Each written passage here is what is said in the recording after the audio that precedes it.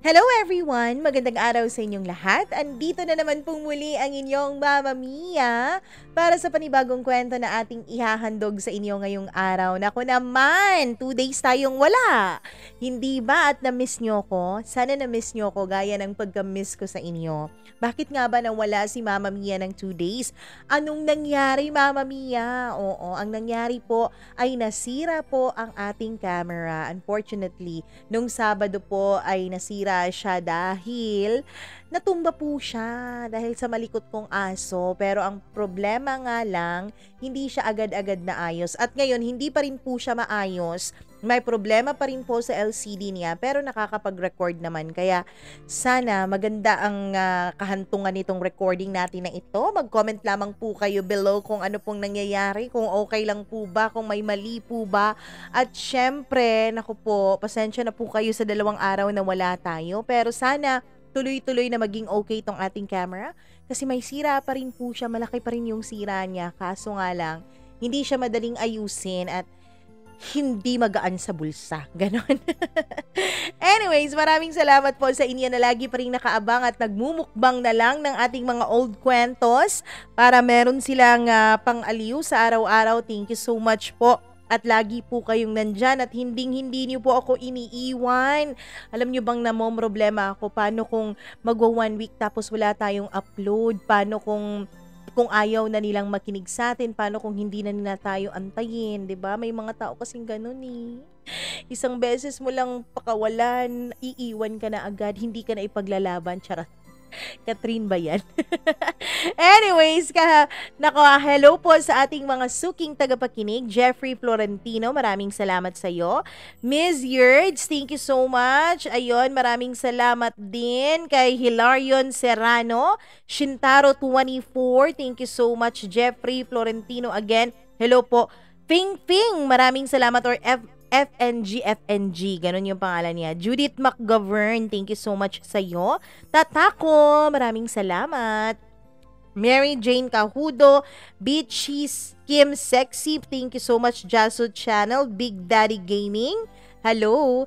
Hi din kay Amy Bravo, Romel Gasparillo, maraming salamat. At sa lahat ng mga taga Naga City, Camarines Sur, to Camille, Lagsikan, Nathan, and Dan. Thank you so much sa inyong pakikinig. Hello din kay Maricel Renes. Maraming salamat po. Hello rin kay Edward Ray Odero. Thank you so much, Edward Ray. Margie Parcon. Maraming salamat sa iyo. Hello rin sa ating tagapakinig na si Totally Not Yuki. Oh, Totally Not Yuki or Totally Not Okay. Ano ba yon? Hello kay Maria Elena Abe. Maraming salamat. Hello din kay Jennifer Agabaw. Maraming thank you, Jennifer. Raisa Gimaras Girl, Christy Demetrial, salamat. Jeneline Laguerta, Jeneline, thank you so much sa iyong pakikinig. Storm Higumi, Maylin Molina Lin, maraming salamat. Ayun, Mary Jane, Marites Capistrano, sa mga OFWs natin sa Muscat, Oman, thank you so much. Lily Munar, Riza Lopez, Leonie Hiso, Joan Bellusilio, Rosana Delgado, ayun na nagda-drive habang nakikinig everyday. Sana all nagda-drive. Hi kay Rosemary Salonga, maraming salamat sa iyo. Marisa Kayabyab, thank you so much. Mark Anthony, hello kay Suzette Sahagon from Saudi or Saudi. Ayan, may magagalit na naman. Bakit Saudi? Pinoy tayo Saudi eh. Charot. Sharpay Nicola Balasbas, maraming salamat. Hello rin kay RV Pasalaagan. Thank you so much. New listener natin from Melbourne. Ayun, Australia. Ray Orgate, maraming salamat sa iyo. Ano Buno, thank you so much and advance happy fiesta sa inyo. Papupuntahin niya raw ako sa fiesta nila sa May 27. Saan ba yan? Sana malapit lang yan dito sa akin at pupunta talaga ako. Ako talaga ay susugod dyan. Hi kay Chazzy Chay, Gail Easy, Marilyn Jimena, salamat sa'yo at salamat. At sa lahat ng mga taga Iloilo, hello po. Jonaline Cabrera, Edna Giliedo from Singapore. Hello rin sa mga taga Occidental Mindoro. Hello rin kay Marvy Montisilio. Hello rin kay Lakwatcha. Ayun, thank you so much kayo Lakwatcha. Talia Bacornay, June Domingo, maraming salamat. Sa Irene May, thank you. And kay Minsita Cristobal, thank you so much sa iyo. G. Mercadejas, maraming salamat. Lori Lynn Cabantac, Miss Yerds, again, hello sa iyo. Ayun, ang daming comment ni Miss Yerds ha. SP Amor Groyal, Chilion Charm Orencio, maraming salamat. Arvin Pastrana, thank you din sa iyo at sa lahat ng mga OFWs natin dyan sa may Taiwan. Hello po, maraming salamat. Geraldine Orot Villaran, thank you so much din. Candia Reyola Alexi Di Dios. Maraming salamat. Hello rin kay Yvonne Fernandez na solid listener natin from Oriental Mindoro. Hello po. Hello rin kay Veronica Ignacio. Maraming salamat sa iyo. Luna Lollipop. Prex Leon, maraming salamat sa iyo, Prex. Hello rin kay Elsie de la Cruz, Lenny Caro, Glemar Bailon, maraming salamat sa iyo. Dick Zarizona, thank you so much. At sa lahat po ng nakikinig sa atin, maraming salamat po talaga. At syempre, naku naman, buti na lang talaga at nakapag-advance record tayo hanggang Tuesday nung Friday dahil kung hindi, naku mukhang mahaba-haba talaga ang mga araw na wala tayong video. At ngayon, kung napapanood mo ito, ibig sabihin, pwede na tayong mag-record at sana huwag mas lalong masira itong ating camera. Magdasal po kayo at magdasal tayong lahat. At huwag na nating patagalin dahil alam kong excited na kayo kagaya ko para simulan ang kwento natin ngayong araw. Dito lamang sa paborito nyong programa, ang Dear Mama Mia.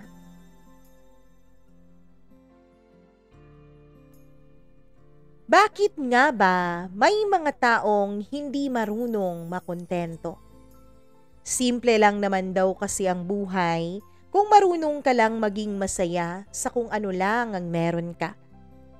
Pero ang hindi alam ng karamihan, wala namang taong ginustong maging komplikado ang kanilang buhay. Pero ano nga ba ang iyong magagawa at ano nga ba ang iyong laban sa bugso ng damdamin na iyong nararamdaman? Dear Mama Mia, magandang araw sa inyong lahat, lalong-lalo na sa mga araw-araw na tagapakinig ng inyong programa. Nawa po ay magustuhan nyo ang kwento kong ito at ma-share nyo rin sa iyong YouTube channel na alam kong libo-libo na ang tagapakinig. Kagaya ko ay araw-araw rin silang nag-aabang ng mga panibago mong upload, Mama Mia. Kagaya ko, meron ding mga na-e-inspire at syempre, meron ding mga nahe-headshot lalo na kapag tungkol sa pag-ibig ang topic ng iyong kwento. Mama Mia, itago nyo na lamang ako sa pangalang Tristan. Isang lalaki na andito ngayon sa isang napakagulong sitwasyon. Isang sitwasyon na kung pwede ko lamang takasan ay matagal ko nang ginawa. Kaso nga lang ay hindi kaya. Hindi kaya ng aking puso't damdamin. Hindi kaya ng aking pagkatao na iwanan kung ano ang meron ako ngayon. Mama Mia, unang-una sa lahat, alam ko na po na marami ang manghuhusga nitong aking kwento. Pero kahit ganun pa man ay ikukwento ko na rin sa pag-asa na baka kahit papaano ay mabawasan ang bigat na aking nararamdaman. Simulan po natin ang kwento ko nung makilala ko ang isang babaeng ang akala ko ay siya nang magiging panghabang buhay kong kasama. Itago na lang natin siya sa pangalang Abby. Si Abby po, Mama Mia, ay nakilala ko nung ako ay nag-aaral sa Maynila bilang isang engineering student. Si Abby po ay isang nursing student noon. Maganda at syempre, alam mo naman kapag nursing, Mama Mia, ayos na ayos ang lahat sa kanilang panlabas na anyo. Mula sa kanilang buhok, na siguro'y nakapamada pa para wag matanggal sa kanilang pagkakaipit, hanggang sa kanilang puting-puting uniforme. Napakaganda niya dahil napakaputi rin niyang babae. Una ko siyang nakilala dahil ipinakilala kami ng aming common friend. Mama Mia, ang totoo niya ay matagal ko na siyang nakikita sa campus. Matagal ko na siyang natitipuhan kaya lang hindi ko alam kung papaano ko siya lalapitan. Ewan ko ba? Meron kasing aura itong si Abby, Mama Mia, na para bang hindi madaling lapitan. Hindi madaling pakisamahan dahil lagi na lang nakasimangot. Sayang, ang ganda-ganda pa naman niya. Alam ko na kapag gumingiti siya ay mas lalo po siyang gaganda. Pero hindi niya yun ginagawa. Siguro dahil sa stress siya sa kaniyang pag-aaral. Hindi ko rin siya nakikitang merong ibang mga kaibigan, Mama Mia. Hindi ko rin siya nakikitang sumasama sa kung kani-kanino. Madalas nakikita ko siya sa library o di kaya naman ay sa cafeteria na lagi na lamang mag-isa. Noon akala ko nga ay masama ang kanyang pag-uugali dahil walang gustong makipagkaibigan sa kanya. Pero nung malaman ko ang kwento ng kanyang buhay ay dun ko na intindihan ang lahat. Mama Mia, isang araw yung kaibigan namin ay nagkita silang dalawa. Tapos napadaan ako sa kanilang harapan. Pinansin ko yung kaibigan ko sa pagbabakasakaling pansinin rin ako ni Abby.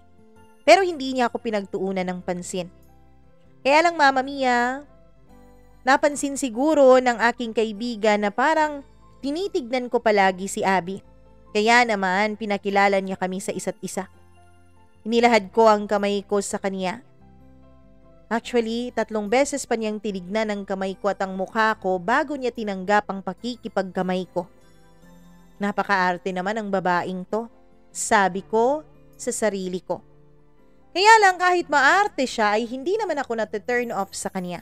In fact, Mama Mia, ay mas nagustuhan ko pa ang kanyang pag-uugaling yon. Isa lang ang ibig sabihin nun. Hindi siya madaling maakit. Isa lang din ang ibig sabihin ng mga babaeng ganon. Hindi madaling matukso sa iba. Hindi madaling ipagpalit ka kung sakali mang magkaroon kayo ng relasyon na dalawa. Mama Mia, masakit man pong aminin pero yung first love ko po kasi ay pinagpalit ako sa iba. Sa best friend ko pa. Kaya naman nung makilala ko ang ganong uri ng babae kagaya ni Abby, naisip ko may mga babae rin pala siguro na hindi madaling matukso sa iba. Yung hindi madaling makikabit kahit na may karelasyon na sila. Ang totoo niyan, sinabi ko sa sarili ko noon na maglalaro na lamang ako. Hindi na lamang ako magseseryoso sa pakikipagrelasyon dahil kapag ginagawa ko naman yun, ay hindi naman talaga ako sineseryoso. Pinagpapalit lang ako sa iba. Ang gusto ko lang noon, Mama Mia, ay magkaroon ng parang kafling lang. Pero nung makilala ko nga si Abby ay nagbago ang lahat. Lalo pa nung nakita ko kung gaano siya kasuplada, kung gaano siya kamaarte. Pagkatapos niya akong kamayan ay sinabi niya agad sa kaibigan namin na kailangan na niyang umalis dahil may gagawin pa siyang research. Research. Ibig sabihin, sa library siya pupunta. Kaya naman Mama Mia, pinalipas ko na lamang ang halos 30 minutos bago ako sumunod sa kanya sa library. At nung makita ko nga siya sa library ay nagkunwari pa akong nakita ko lang siya doon. Abby, right? Hi Abby. Tristan, ikaw pala. Oo, nagre-research ka rin pala? Tanong niya. Oo, meron kasi akong hinahanap na aklat tungkol sa engineering. Pwede bang dito na lang ako umupo? Punuan kasi yung library. Nung tinignan niya ang palibot ng library ay nakita nga niyang punuan.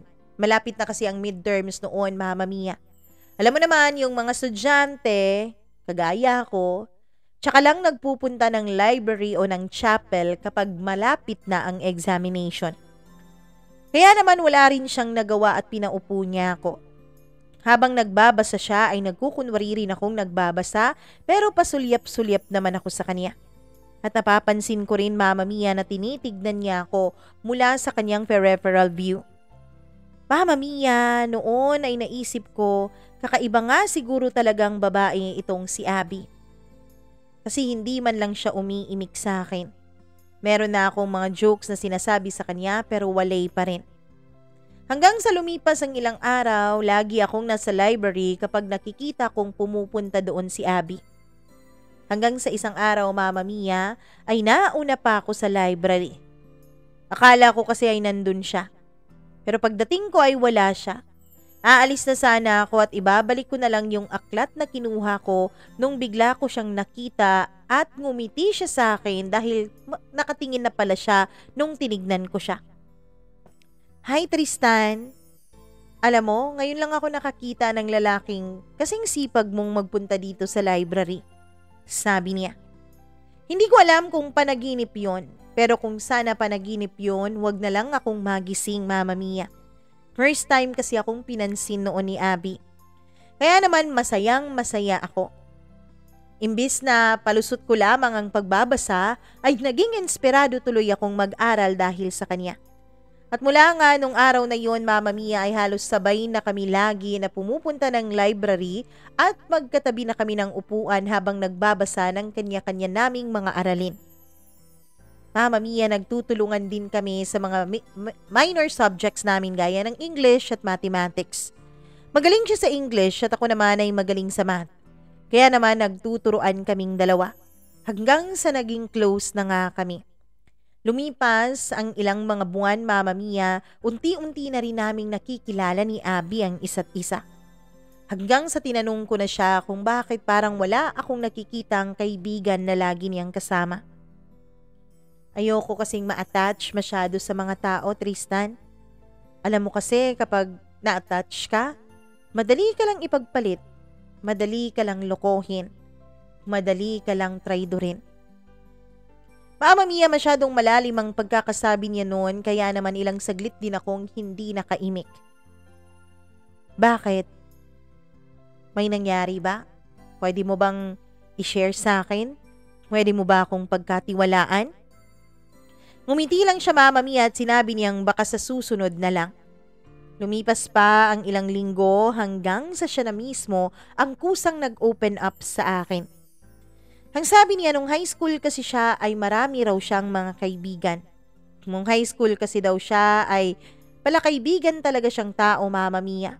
Kaya lang nagbago ang lahat. Nagbago ang lahat nung pagtulungan siyang lokohin ng mga ito. Meron daw kasi siyang boyfriend na kabarkada niya lang din. Mahal na mahal daw niya yung lalaki. Actually, meron na silang planong dalawa. Planong magtapos ng kolehiyo, makapagtrabaho ng maayos at bumuo ng sarili nilang pamilya. Ganun kaseryoso daw ang kanilang relasyon noon. At akala niya ganun din daw ang lalaki. Umabot ng halos 2 taon ang kanilang relasyon bago niya nalaman na meron palang ibang kinahuhumalingan ng kanyang boyfriend. At ang masakit pa doon, Mama Mia, alam daw lahat ng kanyang mga kaibigan pero ni isa sa kanila ay walang nagsumbong sa kanya. Walang nagsabi sa kanya tungkol sa panloloko ng kanyang boyfriend. Kaya naman nadala na raw siya, Mama Mia. Nadala na siya sa mga pagmamahal na nararamdaman niya. Sa barkada at lalong-lalo na sa pag-ibig. Kaya naman hindi na raw siya nagpapapasok ng bagong tao sa buhay niya. Nagpasalamat ako sa kanya noon at sinabing hinding-hindi ko sisirain ang kanyang tiwala. Iingatan ko ang pagkakaibigan naming dalawa.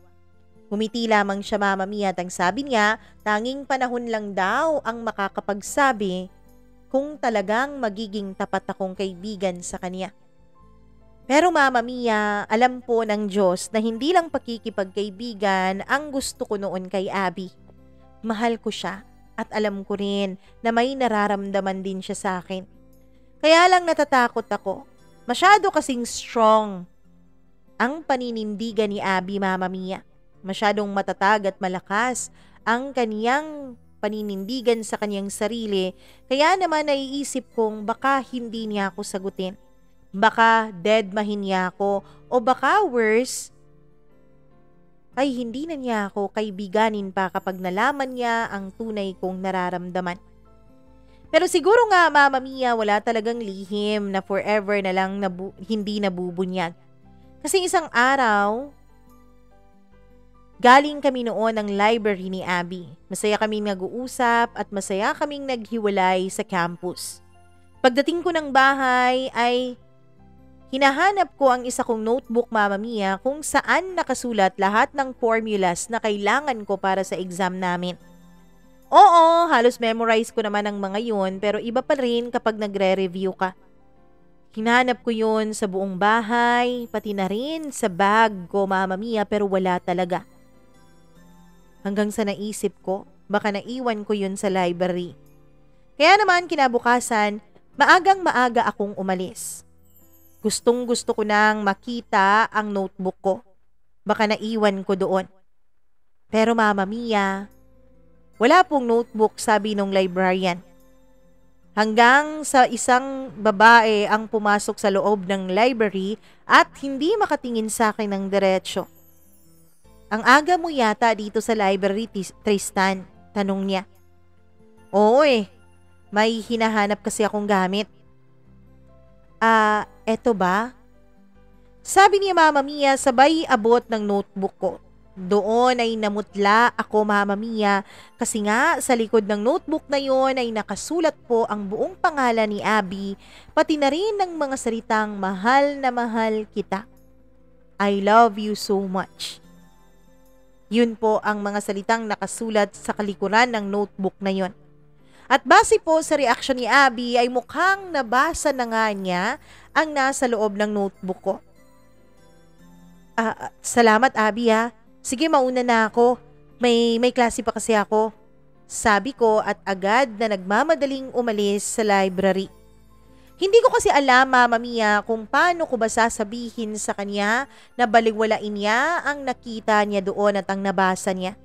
Hindi ko kasi alam kung papaano ko aaminin sa kanya.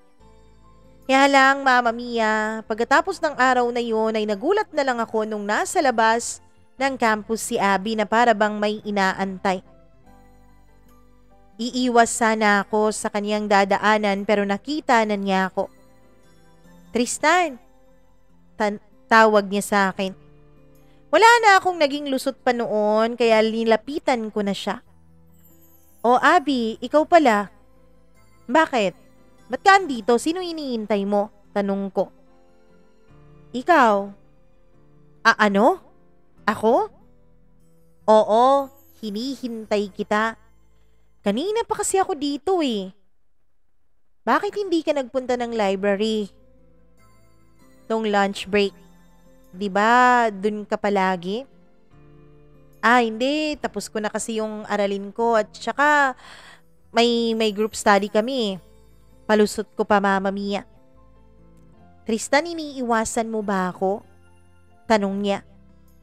Bakit naman kita iiwasan, Abby, talaga Kasi nabasa ko na kung anong laman ng notebook mo. Mama Mia, kinabahan ako dun bigla. Abby, pasensya ka na ha. Alam ko, hindi ko dapat yun ginawa eh. Alam ko, hindi ko dapat sinulat yung pangalan mo dun. Ayos lang, Tristan. Natuwa nga ako eh. Talaga? Natuwa ka? Oo.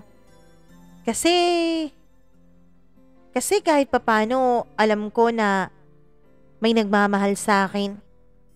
Sabi niya sa malungkot na boses. Uy Abby, wag ka namang malungkot. Oo, may nagmamahal sa'yo. Mahal na mahal kasi talaga kita eh. Pagkasabi ko noon, Mama Mia, ay bigla siyang ngumiti sa akin. So, paano ba yan? Liligawan mo na ako? Talaga? Payag kang ligawan kita? Tanong ko. Oo naman, bakit naman hindi? Nakangiti pa niyang sagot. Kasi akala ko ayaw mo na sa pag-ibig eh. Akala ko hanggang ngayon ay natutroma ka pa rin. Aaminin ko sa iyo, Tristan, na meron pa ring takot sa dibdib ko. Meron pa ring takot sa puso ko. Pero iisa lang ang alam ko. Mahal kita, Tristan. Mahal kita, kaya papayag akong magpaligaw sa iyo. Bakit hindi na lang maging tayo kung mahal mo rin naman pala ako? Oy, napaka-presko mo ah. Paghirapan mo nga. Sabi nga nila, easy to get, easy to forget. Ayokong mangyari yun. Kaya naman, ligawan mo muna ako. Pagkasabi niya nun, Mama Mia ay tumalikod na siya at naglakad palayo. Pero, ilang hakbang pa lang ay nilingon niya ulit ako. Oy, akala ko ba manliligaw ka? Oo nga, manliligaw ako. Bakit ka nakatanga dyan? Hindi ba dapat ang manliligaw hinahatid ang nililigawan sa bahay? Ay, oo nga pala. Sabi ko at nagmamadaling sumunod sa kanya at kinuha ko na ang mga makakapal na aklat na kanyang bitbit. Masaya kaming naglakad papunta sa sakayan ng jeep, Mama Mia. At nung makasakay na kami ay masaya din kaming nag-uusap sa loob. Mama Mia, mula nga noon ay opisyal nang nagsimula ang panliligaw ko sa babaeng mahal ko. Hanggang sa ilang linggo lang ang lumipas at sinagot na niya ako. Masayang masaya kaming dalawa, Mama Mia. Masaya rin ako kasama si Abby. Nagtagal ang relasyon namin dahil pareho naming ginustong magtagal yun. Kahit na ang dami-daming bagay na aming pinag-aawayan. Napakasilosa talaga ni Abby, Mama Mia, at isa yun sa mga bagay na lagi naming pinagtatalunan. Pero in the end, lagi naman akong sumusuko at sumusuyo sa kanya. Wala mahal ko Kaya naman, Mama Mia, makalipas ang ilang taon ng aming relasyon, ay nag-propose na ako ng kasal kay Abby. Hindi rin naman niya ako binigo. Agad din naman niya, Mama Mia, na sinagot ng oo ang proposal ko. Ilang buwan lang ang lumipas at agad din kaming nagpakasal dalawa. Hindi masyadong magarbo pero ayos na rin. Yun po kasi ang dream wedding ni Abby. Simple lang po siya. Naging nurse po siya sa isang pribadong ospital at ako naman ay naging engineer din sa isang pribadong kumpanya. 3 buwan matapos ang kasal namin ay nabalitaan naming nagdadalang tao na si Abby. At nung nagbuntis siya, Mama Mia, sinabi ng doktor ay masiyanlan daw ang kanyang kalagayan. Kailangan daw niyang magpahinga. Kailangan daw niya na mag-bed rest muna. Kaya naman napilitan pong tumigil sa kanyang pagtatrabaho si Abby. Hanggang sa maipanganak na niya ang panganay namin na isang napakagandang bata. Manang-mana sa nanay niya na napakaganda. Mama Mia, mula nung magkaanak na si Abby, ay nag-umpisa na rin na nagbago ang priorities naming dalawa. Ako ay kayod na lang ng kayod dahil sakitin po ang anak namin. Kailangan po ng mga gamot at may binabayaran pa po kaming kotse at saka bahay. Kaya kailangan talagang kumayod. Si Abby naman, Mama Mia, ay abala rin sa pag-aalaga ng anak namin. Masyado na siyang nag-enjoy sa pag-aalaga at hindi na niya naisip na bumalik pa ng trabaho. Well, mas maganda rin naman talaga na merong isang magulang na naiiwan sa anak sa bahay at hindi talaga masyadong okay kapag dalawa kayong nagtatrabaho at naiiwan sa ibang tao yung anak nyo. Mama Mia, naging maayos naman ang lahat. Liban na lang sa akin. Liban na lang sa nararamdaman ko. Simula kasi nung magkaanak kami ay naramdaman ko, Mama Mia, na para bang nawawala na rin ang spark at ang thrill ng relasyon naming dalawa ni Abby. Lagi na lang siyang nakatutok sa anak namin. Lagi na lang niyang inuuna yung bata. Paminsan-minsan parang housemate na kaming dalawa, Mama Mia. Paminsan-minsan ay para bang magkapatid na lang kaming dalawa ni Abby. Nag-uusap, nagkukwentuhan, nagsishare ng mga bills at kung ano-ano pa. Pero Mama Mia, hindi na namin masyadong ginagawa ang mga bagay na nagpapatibay ng relasyon ng mag-asawa. Gaya na lamang ng pagdi-date at pagsisiping. Paminsan-minsan na lang kami kung magsiping dalawa. Naisip ko nga noon, Mama Mia, sana hindi ko na lang muna binuntis si Abby. Sana hindi ko na lang muna inanakan ng asawa ko. Kung ganun siguro sana ay masaya pa kaming dalawa. Ine-enjoy ang pagiging mag-asawa namin. Don't get me wrong, Mama Mia. Masaya naman ako na nagkaroon kami ng anak pero nag-iba talaga ang lahat nung dumating na ang baby namin. Hanggang sa isang araw, may bago po kaming katrabaho. Itago natin siya sa pangalang Mercy. Si Mercy po, Mama Mia, ay magandang babae. Engineer din po siya at bagong graduate. Masaya siyang kasama, mapagbiro, and one of the boys talaga. Pero Mama Mia, kahit one of the boys siya, ang lagi na lang naman niyang kinakausap ay ako. Hindi naman ako ang direct supervisor niya pero ako ang lagi niyang pinagtutuunan ng kaniyang pansin. Masaya kami na magkatrabaho.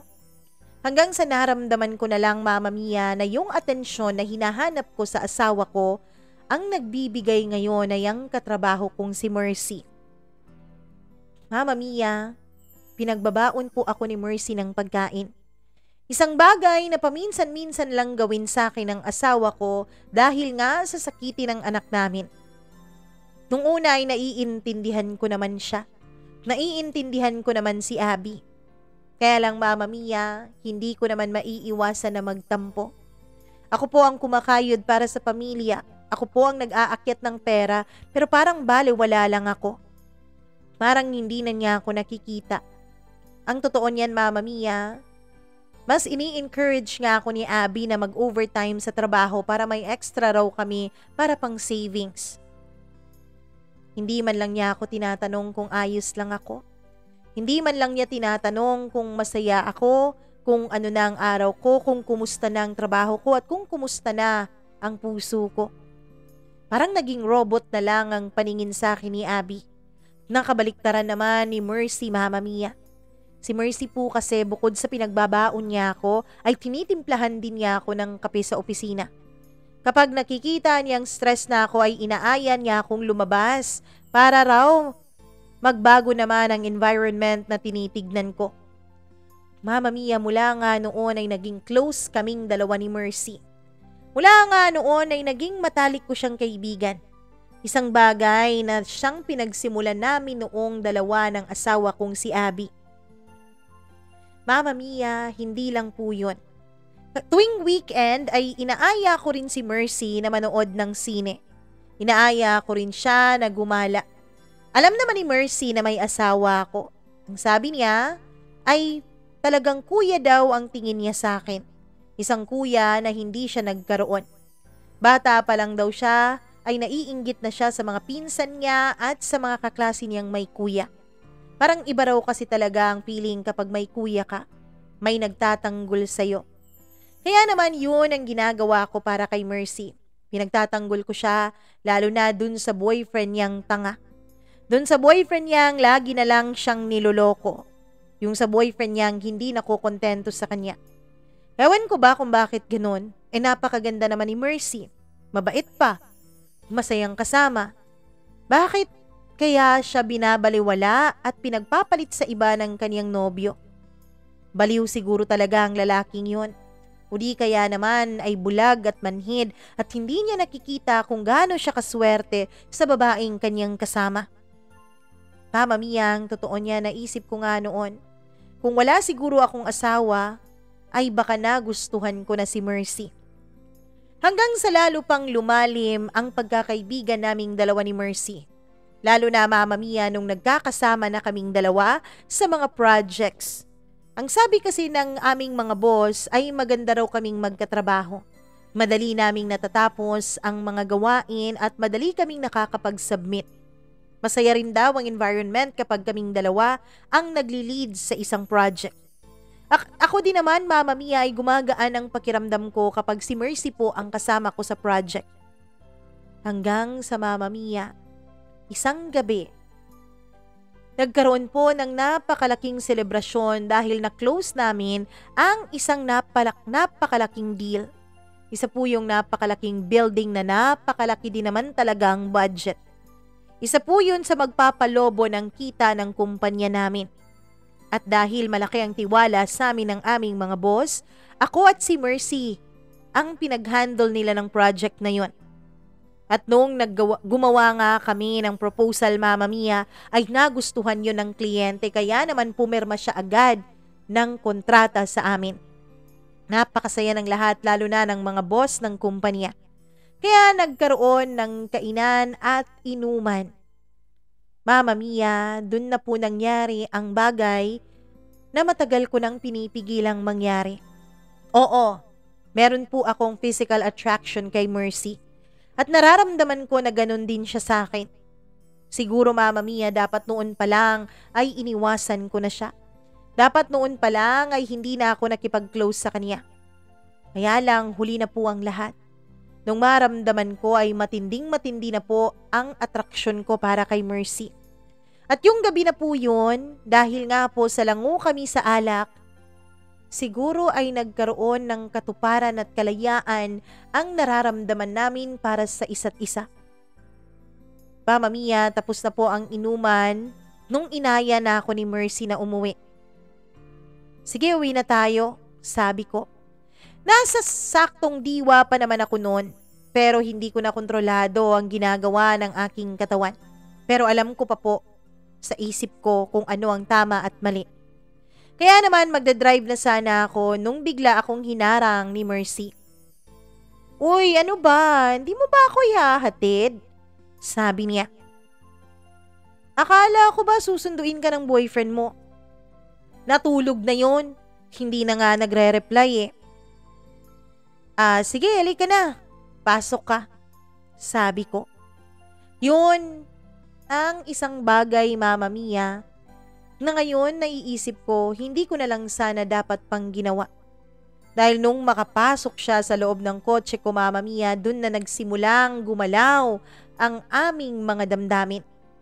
Hindi pa kami nakakalayo sa lugar kung saan kami nag-inuman ay bigla na lang hinawakan ni Mercy ang legs ko, Mama Mia. Nagkunwari akong walang nararamdaman.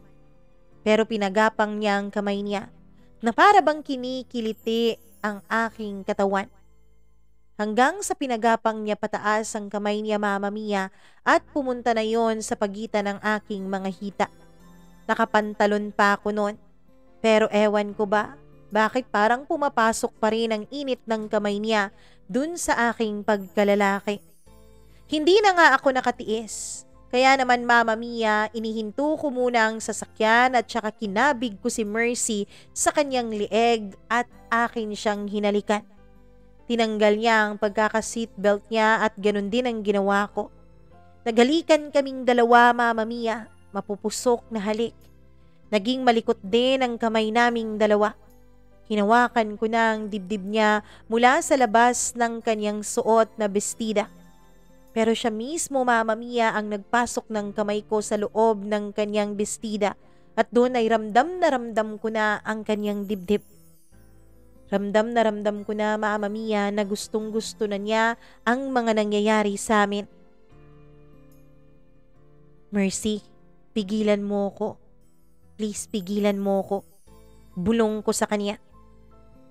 Pero Mama Mia, iba po ang binulong niya sa akin pabalik. Ituloy mo lang dahil matagal ko na tong gusto. Pagkatapos niyang sabihin yon ay agad akong nag-drive paalis sa lugar na yon. Nagmamadali, Mama Mia. Pero habang nagda-drive ako ay tinanggal na ni Mercy ang pagkakabuckle ng suot kong belt.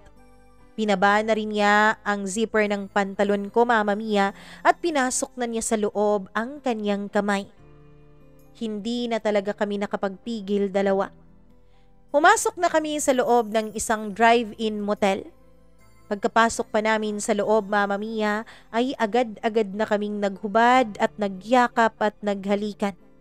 Hubot-hubad kaming nakatayo at dinadama ang katawan ng bawat isa. Ramdam na ramdam ko ang pag-iinit ng kaniyang katawan, lalong-lalo na ang init na sumisingaw sa kaniyang pagkababae. At ganun din naman ako, Mama Mia. Alam kong handang-handa na ang sarili ko para sa matinding bakbakan naming dalawa ni Mercy. Ewan ko ba, siguro hindi nga talaga kami masyadong lasing nun. Siguro binigyan lang talaga kami ng alak ng sapat na lakas ng loob para gawin ang mga bagay na alam naming hindi namin dapat pang ginagawa. Mama Mia, si Mercy na mismo ang humila sa mga kamay ko at siya na mismo ang nagtulak sa akin para makahiga ako sa kama. At nung nakahiga na ako ay gumapang siya papalapit sa akin. Ang ganda-ganda niya. Lights on kami noon. Para bang gustong-gusto naming makita ang reaksyon ng isa't isa sa bawat bagay na ginagawa ng bawat isa sa bawat isa naming katawan. Mama Mia, pinaligaya namin ni Mercy ang aming mga sarili noon.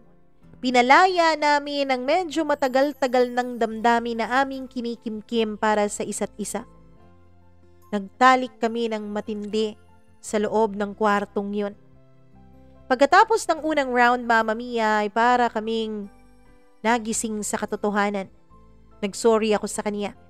Pero imbes na umiyak siya, imbes na magdrama siya, ay pumatong siya ulit sa akin at saka hinalikan ako. Huwag kang magsusorry, pareho nating ginusto yon. At alam kong pareho nating gustong ulitin yon. Pagkatapos nun, Mama Mia, ay hinalikan niya ako ulit. At siya na mismo ang nagmenayobra sa akin.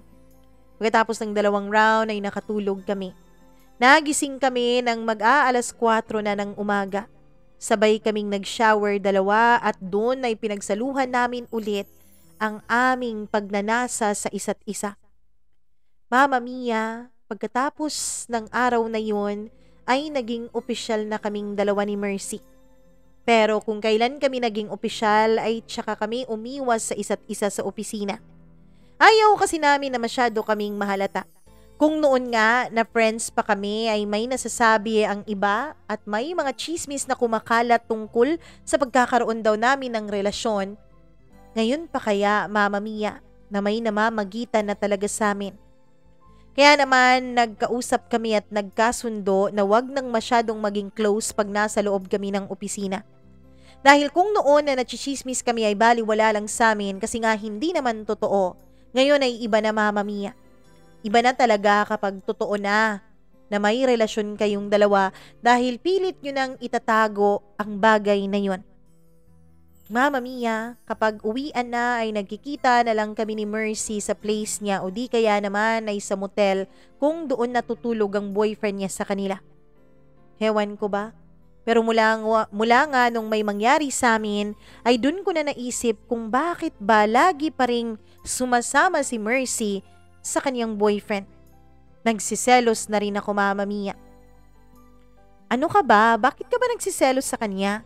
Alam mo naman na boyfriend ko siya, di ba? Bakit? Gusto mo bang magselos din ako sa asawa mo? Hindi ka ba nagsiselos sa asawa ko? Tanong ko. Nagsiselos, pero ano bang magagawa ko? Ano bang magagawa ko, Tristan? Isa lang naman akong hamak na kabit, hindi ba?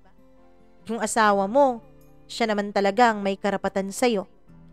Kaya kahit na selos na ako, lalo na kapag hindi tayo magkasamang dalawa, ay pinipigilan ko ang sarili ko. Hindi ako nagde-demand sa'yo dahil alam kong wala akong karapatan. Sabi niya. Paano kung bibigyan kita ng karapatan? Hindi ko alam, Mama Mia. Hindi ko alam kung bakit ganon, pero parang gustong-gusto ko ang narinig. Gustong-gusto ko na sabihin sa kanya yon, kaya nasabi ko na lang bigla. Bakit? Kung sasabihin ko ba sa'yo na wag mong sipingan ang asawa mo, gagawin mo ba? Oo, gagawin ko, sabi ko. Paano ako makakasiguro? Paano ako makakasiguro na hindi nga kayo nagsisiping kapag magkasama kayo? Nagsisiping nga tayo na hindi tayo mag-asawa eh. Kayo pa kaya? So kaya mo ginagawa ang pakikipagsiping pa rin sa boyfriend mo? Sabi ko. Tristan, maniwala ka man sa hindi, pero hindi na kami nagsisiping pa ng boyfriend ko. At naghiwalay na rin kami nung 1 linggo pa. Pagkasabi niya noon, Mama Mia, ay bigla akong natuwa. Pakiramdam ko ay napakasaya ko dahil ako na lang ang nag-iisang lalaki sa buhay ni Mercy. Agad ko siyang niyakap at hinalikan at agad ko siyang inangkin ng buong buo. Akin ka lang, Mercy. Paulit-ulit kong sabi sa kanya habang magkaniig kaming dalawa. Sayong-sayo lang ako, Tristan. Pero sana akin ka rin. Sana akin din ang puso at katawan mo. Mama Mia, hindi na lang ako nakasagot nun. Pero masaya talaga ako dahil ramdam ko na ako na ang mahal ni Mercy. Na wala ng ibang lalaking laman ang puso't isip niya at wala ng ibang lalaking makakaangkin ng katawan niya kundi ako na lang. Hanggang sa lumipas ang halos 2 taon sa aming relasyon. Dun Mama Mia ay nabuntis ko na si Mercy. Nung nabuntis ko na siya ay hindi ko na po alam ang gagawin ko. Pero mahal na mahal ko na siya. Hindi ko na magagawa pang iwanan si Mercy. Hanggang sa nahuli na nga kami ng asawa ko tungkol sa pagkakaroon namin ng relasyong dalawa ni Mercy. Ang sabi niya Mama Mia, meron daw isa sa mga kaopisina ko ang nagsabi sa kanya tungkol sa aming dalawa ni Mercy. Nung una ay dumedeny pa ako.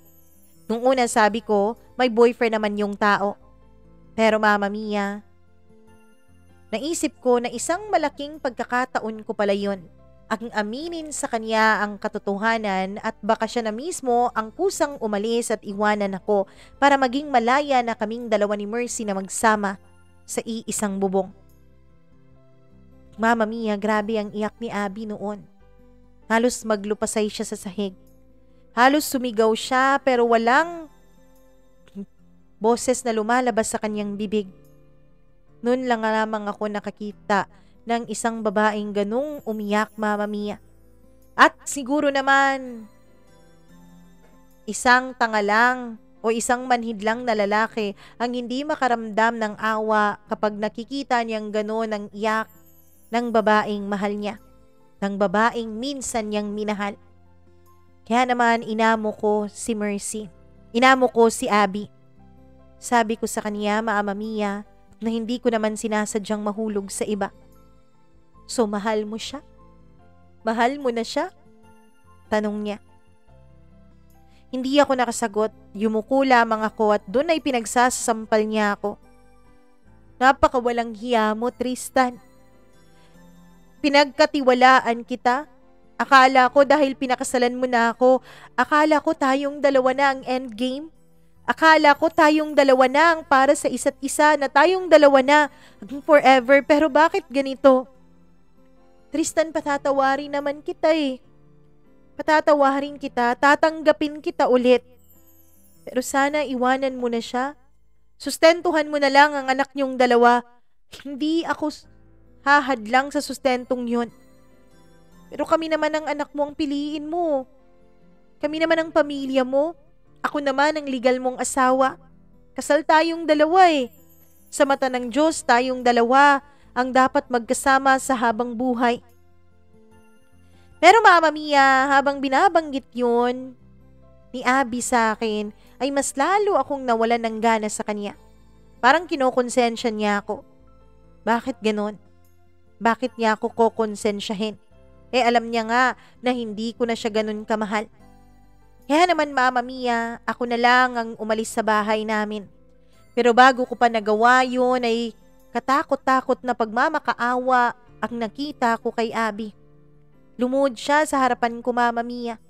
Sabi niya, tatanggapin niya ako pero wag ko lang daw siyang iwanan.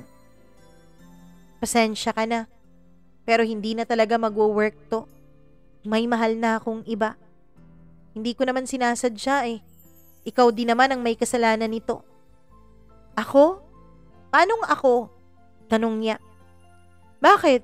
Sino ba ang unang hindi gumawa ng mga tungkulin niya bilang asawa ko?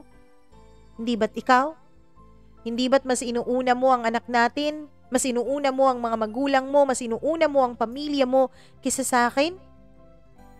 Ano bang pinagsasasabi mo, Tristan? Hindi naman ah. Hindi. Ilang beses akong nagmakaawa sa'yo. Ilang beses akong nagsabi sa'yo na gusto kong mag-date tayo, gusto kong lumabas tayo, gusto kong magbakasyon na tayong dalawa lang, pero hindi ka pumapayag dahil sabi mo, kawawa yung anak natin na walang kasama. Sabi mo, kawawa rin yung mga magulang mo na hindi pa nagkakaroon ng mga gala tulad ng mga gala nating dalawa. Pakiramdam ko, panghuli ako sa mga priorities mo, Abby. Kaya siguro hindi ko rin kasalanan kung mahulog ako kay Mercy. Kay Mercy na siyang babaeng lagi akong inuuna, bukod tangi sa lahat. Kahit pa nga may boyfriend siya noon, ako pa rin ang inuuna niya eh. Dahil nga sa pagiging busy mo sa anak natin at sa ibang mga bagay, 2 taon. 2 taon bago mo natuklasan ang tungkol sa relasyon naming dalawa. Kung wala pa sigurong nagsabi sa'yo, hindi mo pa rin siguro alam hanggang ngayon. Ganyan ka kamanhid pagdating sa akin. Ganyan ka kawalang pakialam sa akin. Pagkasabi ko noon, Mama Mia, ay siguro nga nahimasmasan si Abby. Siguro nga napagtanto niyang may mali din siya sa relasyon naming dalawa. Kaya binitawan na niya ako. At ako naman, Mama Mia, ay tuluyan ng umalis at lumayo sa bahay namin. Pumunta ako sa place ni Mercy. Masaya siya, Mama Mia, nung makita niya ako. Pero nung makita niya ang mukha ko ay agad niya akong niyakap. Agad niyang tinanong kung ano ang problema. Sinabi ko sa kaniyang tungkol sa naging komprontasyon naming dalawa ni Abby. Ayos na rin siguro yun, mahal. Para ngayon, malaya na tayong dalawa. Mama Mia, kaming dalawa na nga ni Mercy ang nagsama. Alam ko maraming tumaas na kilay noon, Mama Mia, nung malaman nilang iniwanan ko ang mag-ina ko para kay Mercy. Pero ganun ko na siya kamahal eh. Kaya ko nang isakripisyo lahat para sa kanya. Hindi ko alam na kaya ko palang magsakripisyo ng ganun. Kaya ko palang masira ang reputasyong iningatan ko para lamang sa pagmamahal na nararamdaman ko para kay Mercy. Pero wala eh. Mahal ko. Hanggang sa lumipas ang halos 1 buwan, Mama Mia. Sinusuportahan ko pa rin naman si Abby. Pinapadalhan ko pa rin ang pera ang bank account niya. Meron naman kaming 2 trabaho ni Mercy kaya hindi yun mahirap para sa amin. Mama Mia, hanggang sa isang araw ay dumating sa opisina namin si Abby. Halos nagbulong-bulungan ng lahat ng tao. Alam ko na alam na kasi ng buong opisina ang tungkol sa relasyon naming dalawa ni Mercy. Ewan ko kung bakit wala pang nagsasalita.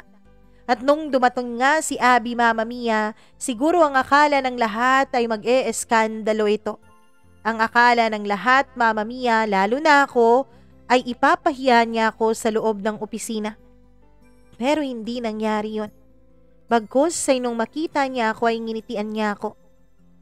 Anong ginagawa mo dito? Padabog kong sabi. Bakit ka nandito? Papahiya mo ba ako? Pagkakalat mo ba na may relasyon kaming dalawa ni Mercy? Sige, gawin mo. Ipahiya mo kaming dalawa. Wala na rin naman sigurong matitira pa dahil matagal na alam ng lahat dito sa opisina. Gusto mong ipatanggal ako sa trabaho? Sabi ko. Hindi yun ang dahilan kung bakit nandito ako, Tristan. Bakit nandito ka pala? Tristan, hinahanap-hanap ka ng anak mo. Hinahanap-hanap ka niya sa akin. Alam mo naman na may sakit ang anak natin, hindi ba? Kaya please naman bumalik ka na sa amin.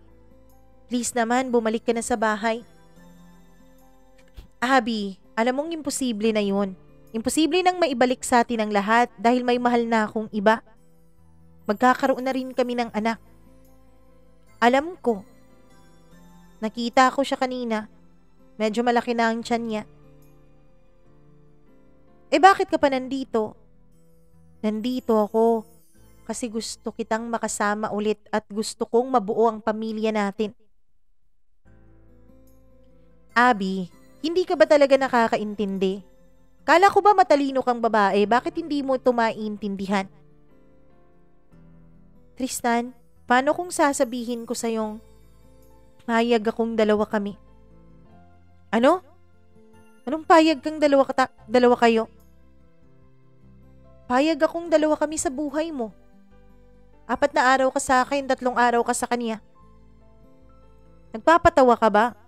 Alam mo namang hindi yan posible ngayon eh. Buntis siya. Kailangan niya ng kasama araw-araw at gabi-gabi.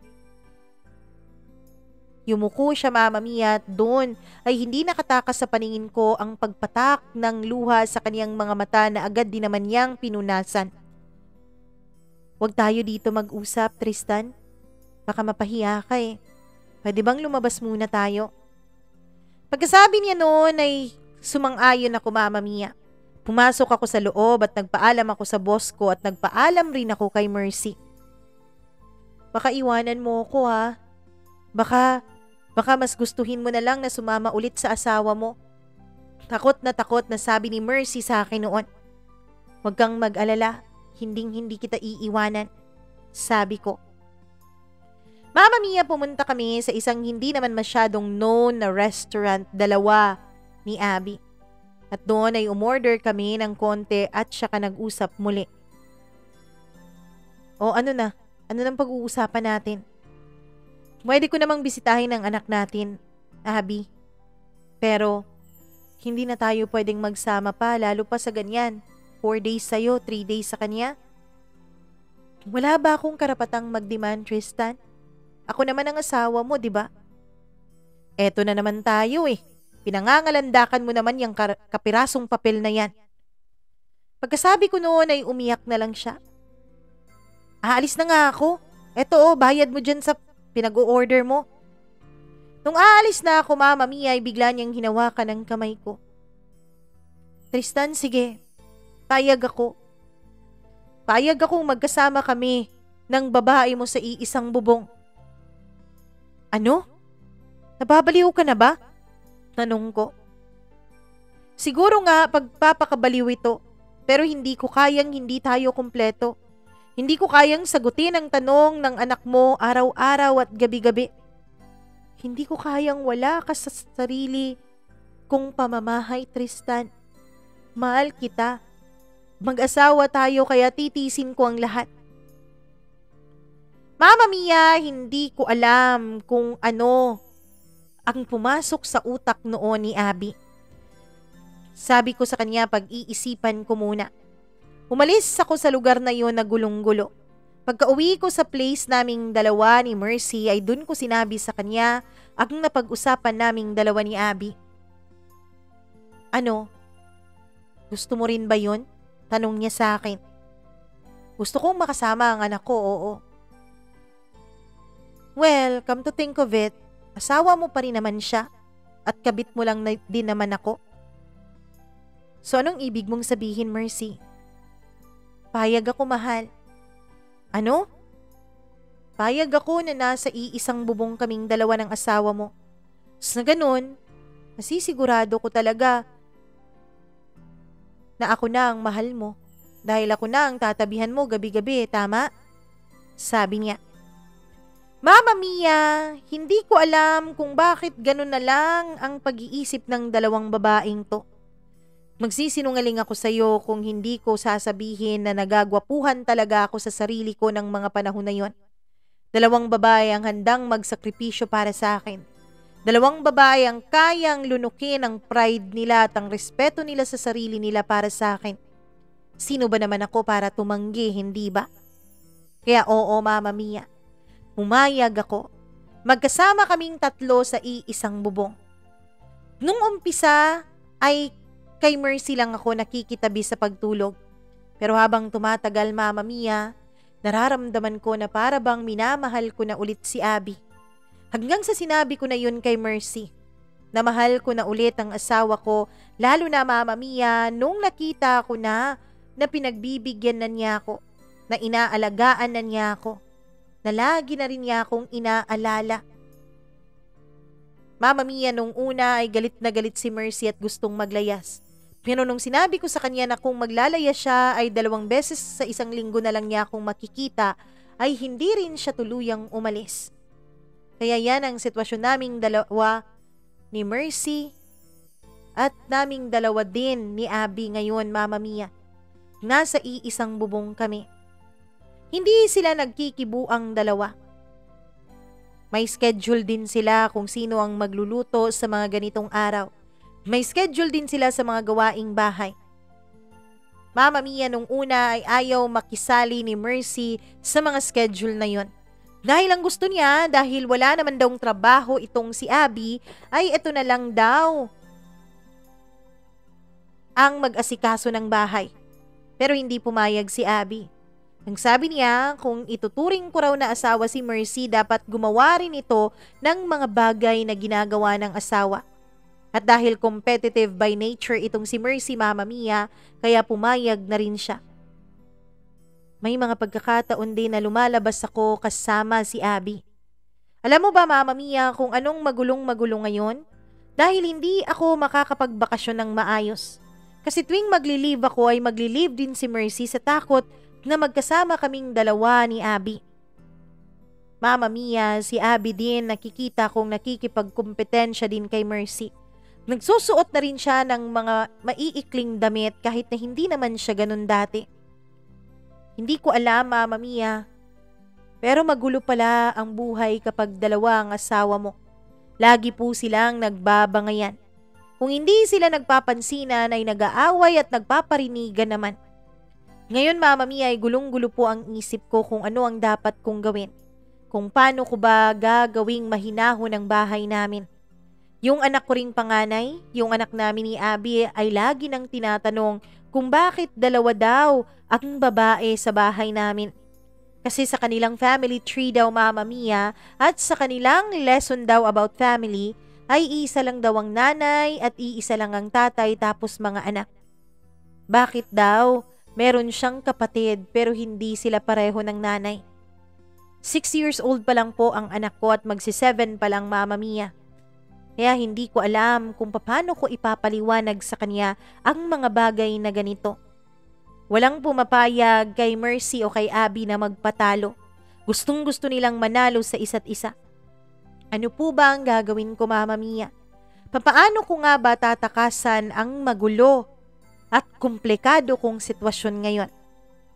Mama Mia, nung una aaminin ko na masaya ako dahil 2 babae ang nakakasama ko. 2 babae ang natitikman ko. Pero sa ngayon, hindi na po ako masaya. Malungkot na po, Mama Mia, at syempre, magulo na rin po. Alam kong hindi ako karapat-dapat na humingi ng payo sa inyo, pero Mama Mia, wala na po talaga akong ibang malapitan. Dahil yung pamilya ko ay hindi na rin ako pinapansin. Actually, hindi lang ako. Maging si Abby ay galit na rin sa kanya ang mga magulang niya dahil sa kanyang pagpapakatanga sa akin.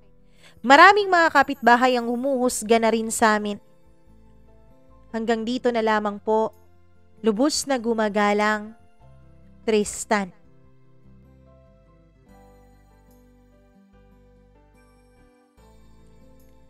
Apakagwapo naman talaga ng Tristan na yan. Oh, naku naman, Tristan, bakit dami-dami, damo mo namang babae? 2 talaga sa iisang bubong. Tristan naman, humingi ka ng payo ngayon. Alam mo naman ang dapat mong gawin. Pakawalan mo si Mercy. Oo, wag mong sabihin na hindi siya pumayag dahil dapat naman talaga ang relasyon ay dalawang tao lang, hindi yung pangtatluhan. Kaya iwanan mo si Mercy, pakiusapan mo siya, sabihin mo, may pag-asa pa siyang makahanap ng lalaking higit pa sa'yo, yung lalaking hindi 2 ang babaeng minamahal, yung lalaking kayang panindigan ang mga desisyon niya, yung lalaking committed na kahit ma-attract man sa iba ay hindi talaga papatol dahil alam niyang may asawa na siya, alam niyang may commitment na siya sa iba. Mercy, sana naman, Day, nakikinig ka ngayon, Day. Sana naman, iwanan mo na yung lalaki o kung sino man ang mga Mercy ngayon sa buhay na nakikiapid sa isang lalaki at sa isang pamilya, lalo na kapag, di ba, nasa iisang bubong pa kasama ng asawa na kumukha tayong parang batang Quiapo dito. Di ba? Parang ganun. Iwanan nyo na. Respetuhin nyo ang sarili nyo. Hindi lang po ito ang buhay. 'Di ba? Maikli lang ang buhay dito sa mundo. Huwag niyo pong gawing miserable ang mga buhay ninyo. Hindi lang po 'yan ang magpapasaya sa inyo. Happiness is always a choice. Oo, masasaktan ka sa simula. Oo, mahihirapan ka. Pero pasasaan ba't masasanay ka rin? Pasasaan ba't makakahanap ka rin ng tao na marunong rumispeto sa'yo? Ng isang taong marunong magmahal sa'yo ng totoo. Mahal ka ng Diyos. Nagpakamatay sa'yo ang Diyos para maligtas ka sa kasalanan mo. Tapos ikaw, nagpapakamartir ka lang at nagpapakabaliw ka lang sa isang taong hindi ka kayang respetuhin o mahalin man lamang. Kasi hindi yan pagmamahal eh, pang-aabuso yan. At oo, Tristan, nang-aabuso ka ng 2 babae. Wala ako sa posisyon na magsabi pero malaking kasalanan talaga yan sa Diyos. Naway matakasan mo na at naway maayos mo na ang gusot na iyong pinasukan, Tristan. Magdasal ka, girl. Girl naman. Magdasal ka, boy. At pumunta ka ng simbahan o kung ano man. Humingi ka ng advice, diba? Lumapit ka sa mga family counselor. Kasi kung ako ang tatanungin mo, dapat piliin mo si Abby. Pero kung ako rin si Abby, wala na rin ako dyan sa posisyon na yan. Matagal na kitang iniwanan dahil wala kang respeto sa pamilya, wala kang respeto sa kanya at lalong-lalo nang wala kang respeto sa Diyos. Kasi ang kasal po ay napaka-banal ng kasal, hindi ba? Saka sa Diyos yan, yung kasal na yan eh. Kaya dapat nire-respeto yan. Kung wala kang respeto sa kasal, wala ka rin respeto sa Diyos. Isipin mo sana yan, Tristan. Maraming salamat sa pagbabahagi mo ng iyong kwento dito sa ating programa. At kung ikaw na nakikinig ngayon, masyado nang mahaba ang ating kwento. Kung nagustuhan mo ang kwento ni Tristan, please do like and share this video. Mag-click ka rin ng notification bell kung nakapag-subscribe ka na. Kung hindi pa, subscribe please and click the notification bell. Share mo rin itong ating channel sa iyong mga kaibigan, mga kakilala, kapitbahay, kaaway, kung sino man, para unti-unti tayong dadami dito sa ating community. Maraming salamat po ulit at pasensya na po sa 2 araw na hindi tayo nakapag-upload. Ako pong muli ang inyong nag-iisang Mama Mia at kayo po ay nakikinig sa paborito niyong programa dito sa YouTube, ang Dear Mama Mia. Magandang araw po sa inyong lahat.